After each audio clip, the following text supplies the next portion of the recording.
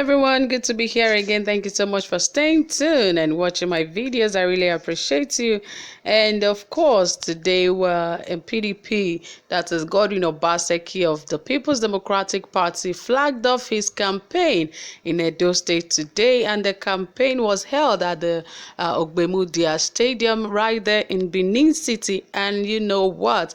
Dignitaries and chieftains, top chieftains, governors of the People's Democratic Party were all present at the flag of campaign, and a lot were said. But guess what? It seems there's another Oshiomhole that awaits Governor Obaseki in PDP if he wins the election. Of course, you have people that will always wait for you. But who is this next Oshiomhole that wants to be in the neck of Obaseki? We are yet to find out. But before then, guys, if you haven't subscribed, please do. And ensure you give this video a thumbs up. And also don't forget to share this with your friends and your families. Okay, guys, without wasting much of your time, let us quickly dive into the details of this, as it says another Oshiomhole possibly awaits Obaseki in PDP if he wins the election. Considering the turbulent experiences of Governor Godwin Obaseki in APC, which led to his defection from APC to PDP, the subsequent inordinate events were undoubtedly anticipated. Be that as it may, there is no smoke without fire. The massive weight of support thrown on Governor Godwin Obaseki by the PDP chieftains after his defection to the party cannot possibly be an investment without returns. To whom much is given, much is expected. As far as PDP is concerned, they are all out to ensure Obaseki returns victory at the polls in Edo gubernatorial elections. Of course, which party would not want their candidates to win irrespective of what will come out of it at the end of the day? So peradventure, if Obaseki emerges the winner of the race, the heaven in PDP might not remain quiet. The same for Obaseki. While in APC, it was Oshiomhole that was seen as a thorn in the flesh of Obaseki. And so, certainly in PDP, another Oshiomhole will arise if Obaseki wins the election in September.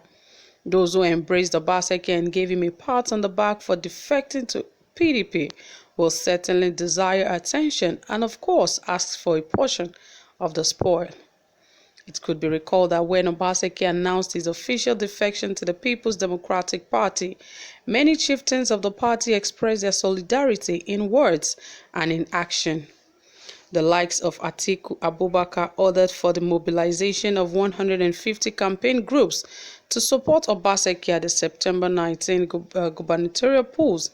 That is so massive. Saraki, in a way to show his support for the defecting governor, hijacked Obaseki's battles against Oshiomhole by scornfully mocking the APC party statesman. Governor Nyesom Wike, who was aggrieved about some of the party members' reaction concerning his support for Obaseki, eventually got appointed chairman of the campaign committee for the Obaseki's re-election, and he gladly accepted. Again, before the arrival of Obaseki in PDP, it was made known that the party had already concluded on the candidates scheduled to participate in the primaries. Though some of the aspirants were infuriated at the reception and acceptance of Obaseki, even though he arrived late to the party, they eventually made way for the incumbent to still grab the party governorship's ticket. Most of the aspirants who stepped down for Obaseki are now relentlessly throwing their weight of support on the governor for a re-election. The picture painted here is that of a formidable supportive party, but never will the underlying tone of their actions be told until the time is appointed. Essentially, many more Oshiomholes would emanate and manifest. So, time to expect reward and attention will come calling. Individualistic intents will exhume, and Obaseki's color that we know might also resurface. The good thing is that if Obaseki wins the election, he has only one term to sit as the governor, and so one would not be surprised if the governor makes another fold of enemies, his friends. It is hoped that the governor, if re-elected, would not be having even more detractors that may impede his pace of service to Edo people. These and many more are the possible events that await Edo PDP if Obaseki returns victorious at the poll.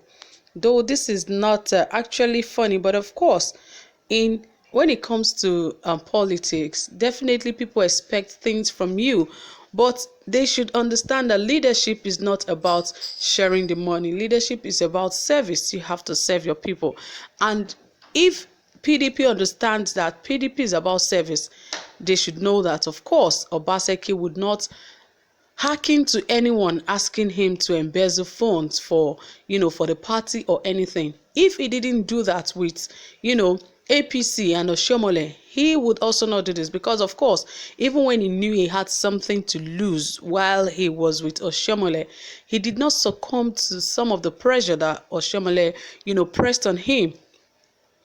So let alone now that if he wins this election, if he eventually wins, he knows he has nothing to really lose, because he's not going for any other term.